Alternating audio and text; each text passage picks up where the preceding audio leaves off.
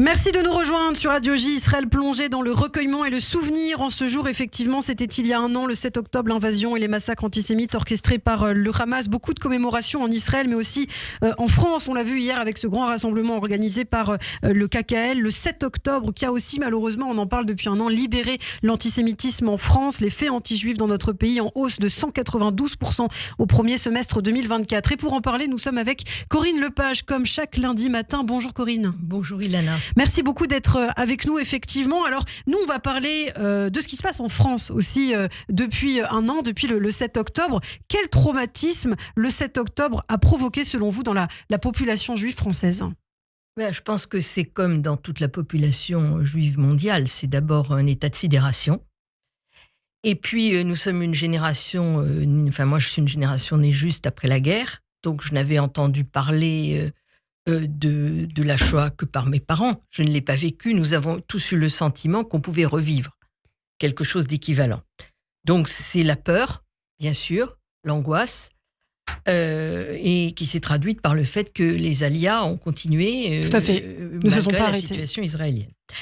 Le deuxième point, je dirais, sur un plan plus philosophique, c'est une forme d'assignation à résidence. Beaucoup des juifs français sont juifs, mais ils sont avant tout français, citoyens français, et certains sont laïcs. Et en tout cas, pour l'immense majorité, la question de l'universalisme est une question majeure. On a été assigné à résidence. On a été assigné à résidence par tous ceux qui ont fait monter l'antisémitisme. Et nous ont donc nous ont définis comme juifs avant tout, comme s'il y avait un vote juif unique, comme si les Juifs étaient des citoyens à part. Donc c'est quelque chose d'extrêmement grave. Et puis le troisième point, je dirais que sur un plan plus personnel, il y a des amitiés, des relations de travail, des relations professionnelles, d'associatives qui ont été remises en cause par ce qui s'est passé, parce que il y a des propos que les uns et les autres ont trouvés absolument inqualifiables. Donc c'est un vrai changement, je dirais.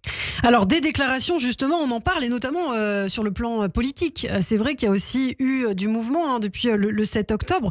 Qu'est-ce que ce traumatisme, finalement, cette tragédie du 7 octobre a provoqué sur la scène politique française ? Je pense que l'hystérisation de la question palestinienne par LFI et ce que j'appellerais la trahison d'une partie de la gauche française, qui a accepté de travailler avec des gens qui étaient ouvertement antisémites et qui faisaient de l'antisémitisme, en quelque sorte, un argument de campagne.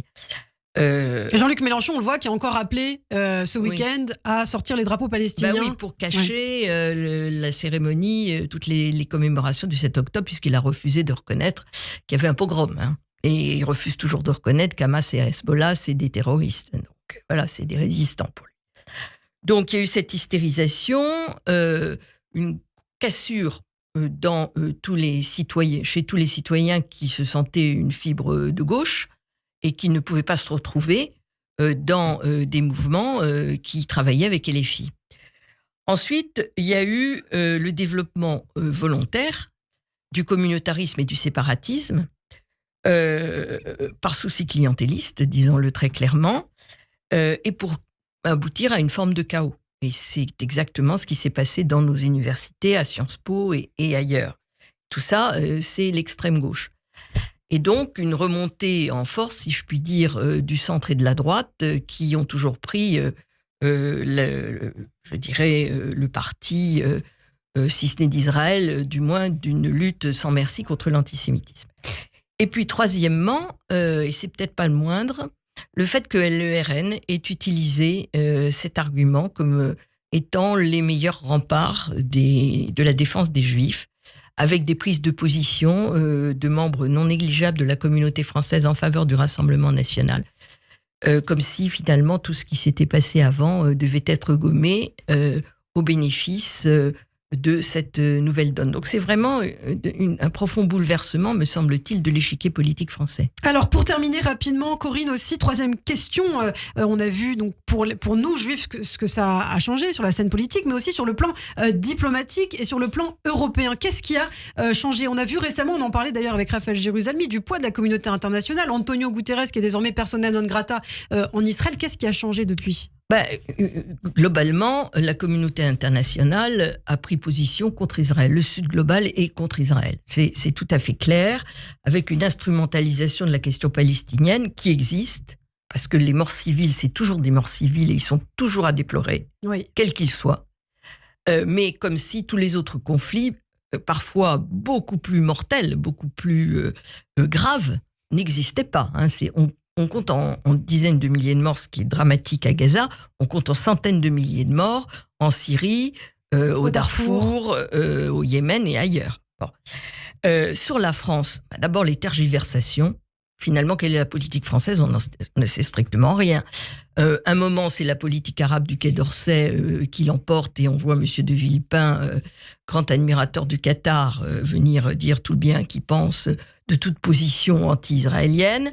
Et puis, d'autres moments, on a entendu le président Macron, au départ, demander une alliance comme l'alliance contre Daesh, puis maintenant dire qu'il ne veut plus qu'on livre des armes à Israël, qu'on ne livre pas du reste. Et ensuite, à cause du concert d'indignation qu'il y a eu, pas seulement d'Israël, mais d'une grande partie des politiques français, essayer de rétro-pédaler aujourd'hui. Donc tout ça n'est pas très clair. Et sur le plan européen, je terminerai avec ça, malheureusement, pas d'unité européenne. La communauté européenne, l'Union européenne pourrait jouer un rôle. Elle n'en joue strictement aucun en réalité. Merci beaucoup Corinne Lepage, merci pour ces précisions ce matin sur Radio J, merci d'avoir été avec nous, on vous retrouve chaque semaine à la semaine prochaine. Avec plaisir, au revoir.